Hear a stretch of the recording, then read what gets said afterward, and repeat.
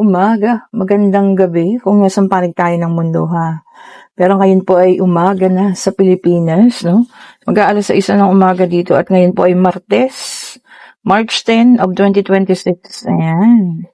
Kaninong reading kaya itong makukuha natin ngayong araw na ito? Ayan. Maaaring ito po ay sa kanya, sa iyo, at kung kanino man ha. Take only what resonates po. At syempre, ang buwan ng Marso pala, no, is Women's Month, okay?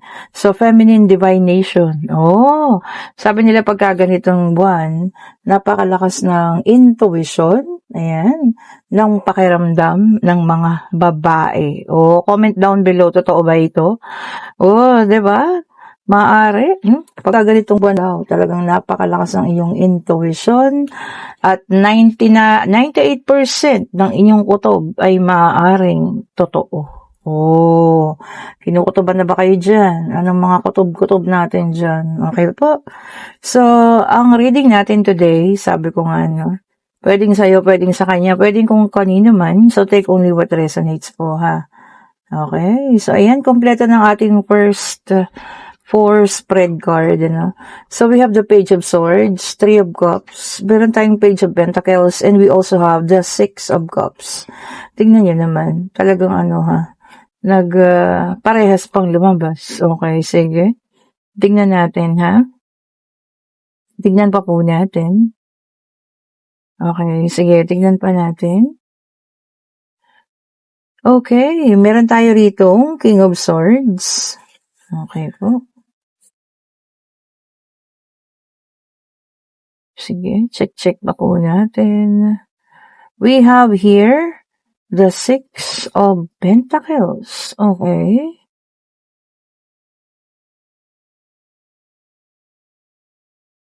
Also, we have the Queen of Cups. At isa na lang para sa ating situational reading.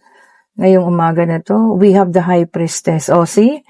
Kita nyo ha, the High Priestess. Ibig sabihin talagang this month, napakalakas po ng inyong mga intuition.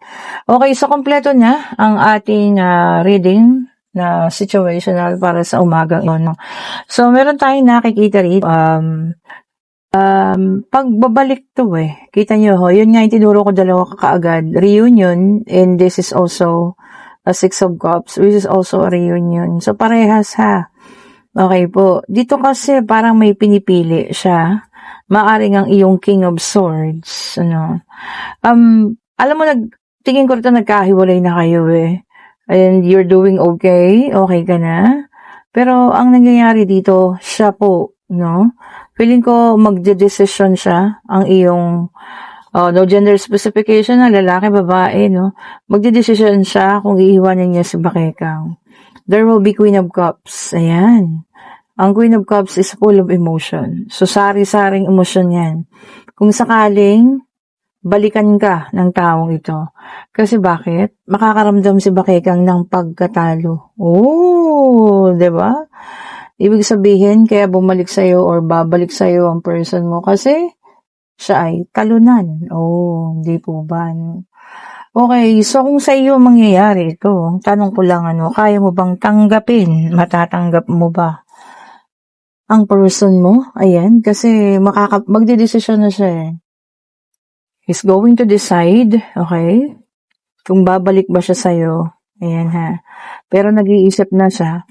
At ang pakiramdam ko, nararamdaman mo naman. Dahil may pagka-high priestess ka nga, malakas ang kutob mo. Baka naman siguro nagpaparamdam na sa'yo, diba? Nagchat-chat na, nangangamusta, ganyan, O ayan.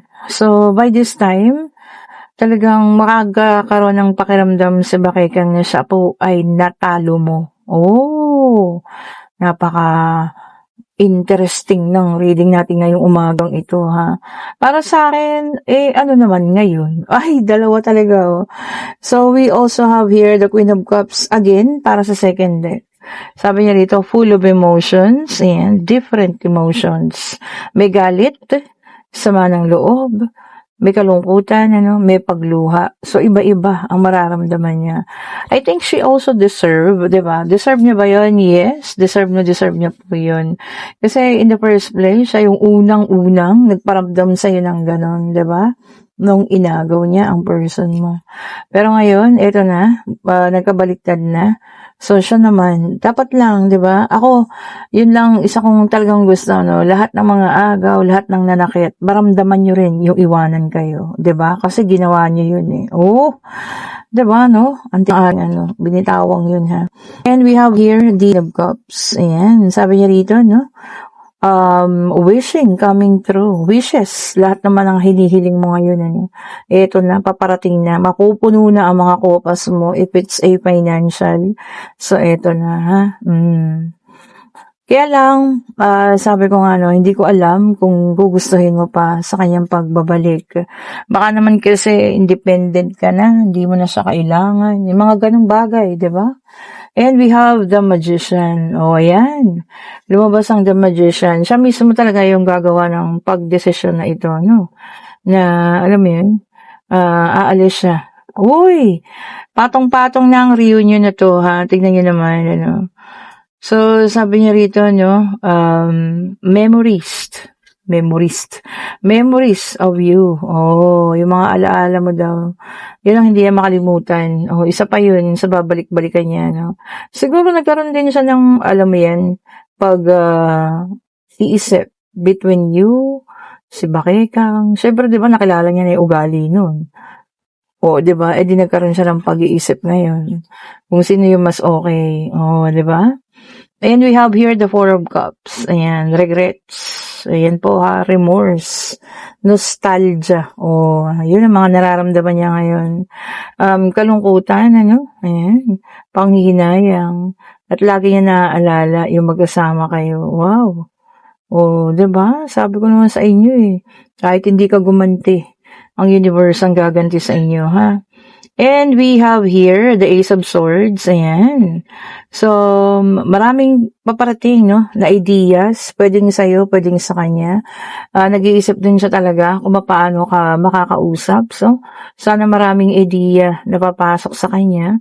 Kasi alam kong mahihirapan siya sa'yo. Because, alam mo yun, you have learned, di ba? Nagising ka na eh. Alam mo na yung mali eh. Oh, di ba naman? So, by this time, talagang nabubuhay ka ngayon para sa sarili mo, no? Hindi para sa ibang tao. And we have here the Strength. May dalang number 8. Ito, napakaganda, no? Sabi niya rito, no, intelligence. Ang katalinuhan mo raw ang iyong ginamit, no? So, may number 1 and number 8. At ngayon, maaaring ang katalinuhan mo ulit ang iyong gagamitin. Oh, wow, ha? Ang ganda, diba? So, intelligence. Ang ganda nun. So, hindi na magpapabulag sa pag-ibig. Katalinuhan na. Oh, diba? Which is very good po, ha? Napaka-good po yun para sa iyo. Oh. Ay, dalawa. Balik natin, ha? Sa, ano rin yun, ano? Reunion card din ulit. Tignan mo naman. Talagang hindi na mapipigil, ano? Pag siguro siya talaga yung nagdesisyon. Okay? And we have here the Eight of Swords. Ayan, ha? Yun, merong makakaramdam na biktima. O, so, siya, siguro si Bakekang ito, no? Parang pakiramdam niya, biktima siya. Oh, paano ka naging biktima kung ikaw yung naunggo ng hindi maganda? Oh, di ba naman? Kung baga nagkaroon lang ng ano to eh, twist of fate. Umikot ang kapalaran, pinaramdam sa kanya ng Divine Universe yung mga ginawa niya. Oh, di ba po? Oh, sa totoo lang tayo, ha? Wala ka namang ginawa dun. Hindi mo na nga inisip na gumanti or whatsoever. Pinagpo sa Diyos na lang. Eh, nakinig sa'yo ang Panginoon at Divine Universe. O, di eto na nga. O, diba? At ito ang pangatlong deck ng ating card. Ayan. Ito pwedeng sa'yo, sa kanya, or pwedeng kung kanino man. Take only what resonates po, ha? We have the Two of Cups. This is a water sign. Cancer, Scorpio, and Pisces. Ayan. Oh, yung iba sa inyo, ha? Partnership. Oh, diba? Hindi lang kayo lovers, partners din kayo. Yun ang maganda. Kasi ibig sabihin, respected. Diba? Nire-respect nyo yung isa't isa. Kasi hindi lang, ang tingin sa inyo is partner talaga. So, kung ano man yung nangyayari sa isa, sinasabi ng isa, kung ano man yung nangyayari doon sa kabila, ganun din. O, diba? And we have the star na naka-reverse, air sign, Gemini, Libra, and Aquarius. Okay. O, yung iba sa inyo rito, ha, magkakaroon ng um, disconnection. Oh, madi-disconnect daw ha kung kanino man, pwedeng sa person mo. Baka may pagtatalunan kayo ngayong araw na to ha. O, naku, wag nang palakihin yan. O, diba? Wag nang paguluhin pa ang inyong parehas na isipan po. O, diba naman? O, ayun, tumalbog na.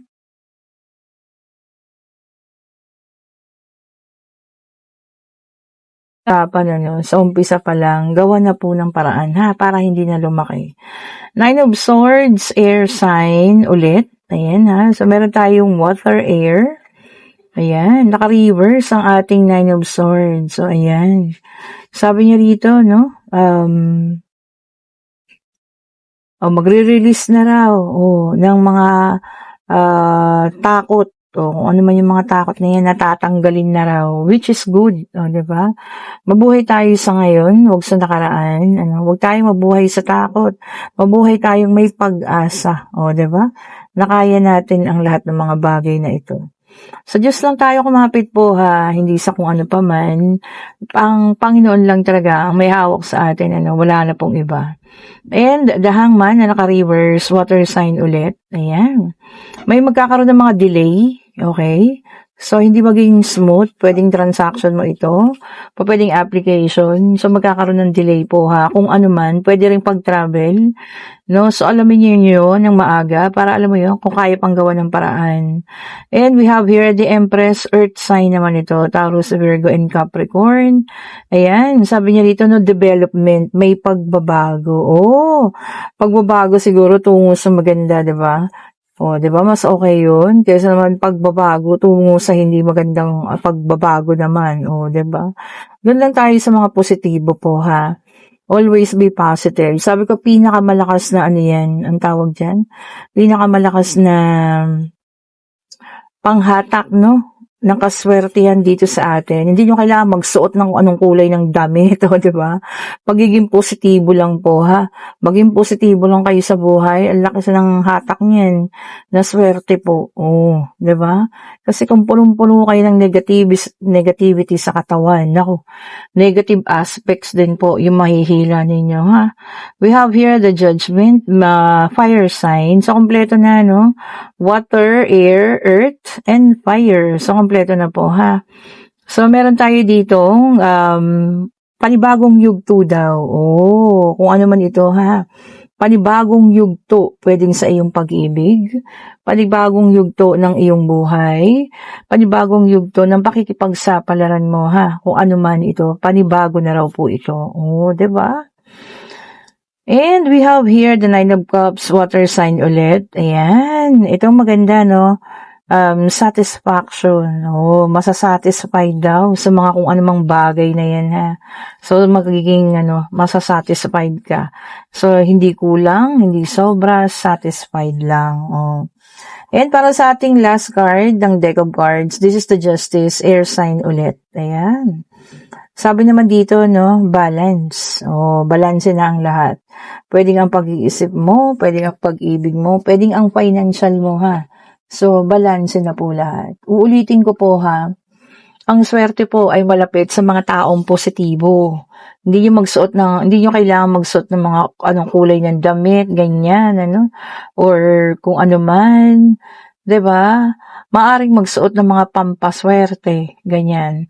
Pero yung sasabihin natin na nang dahil sa ganito, ganun, kaya hindi po, positibo lang. Ang lakas makahatak, Ang pagiging positibo, napakalakas sumatakbo ng swerte niyan, ha. Sabi ko lang sa inyo. Okay po, and pwede na kayong magtanong, pag-ibig, pangyayari, financial, ayan. At kung ano man ang nais ninyong malaman. Hindi, kasi sabi ko nga, hindi man sa ngayon, binigay ng Panginoon yung hinihingi mo. Darating at darating yan sa tamang oras, panahon, at pagkakataon. Yung talagang panahon na talagang eto na, para sa'yo na yun. diba? Ayan ha, magtanong na kayo. Pag-ibig, pangyayari, financial, kung ano man ang nais ninyong itanong, ayan ha. Okay po. Answerable ba yes or no? Ano po ang kanilang katanungan? Ano po ang kanilang kasagutan pala sa kanilang mga katanungan? Isa lang po, Divine Universe, ibigay mo na po. Ayun na. May dalang number 4. So, ang ating numero is 184. And this is the Emperor. At yes po ang sagot. O, ayan. Talagang ang iba sa inyo natuto na, may pagkatuto na. Talagang naging, alam mo yun, stable na. Ayan. Sabi niya rito na you're now on your control. Nagiging logical na rin. Ano? Talagang nag-iisip-isip na. Hindi na padalos-dalos sa mga pagdedesisyones. Okay po. Ayan, ang sagot po ay yes ha. And kung nagugustuhan yung ating reading, pa-like, pa-share, pa-subscribe, and hit the notification bell para lagi kayong updated sa mga bagong videos na nire-release natin. And kung kayo yung nasa situational reading, na eto na, nagbabadya na ang kanyang pagbabalik dahil iiwan niya na si Bakekang.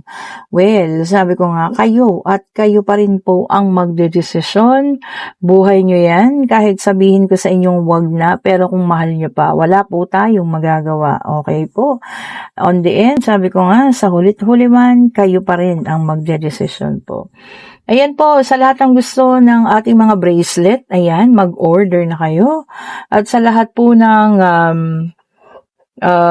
gusto ng private reading para sa Friday, ayan, may mga slot pa tayo dyan na umaga at tanghali, hapon, ayan. May konti pa sa gabi, mag-chat na kayo, now na, ngayon na, okay po. At para mabigyan ko kayo ng schedule, ha. Andyan po yung link sa comment section, nakapin po yan. Thank you so much for watching. Have a great Tuesday, ayan. At panibagong araw at panibagong panimula. Start your day with a smile, o diba?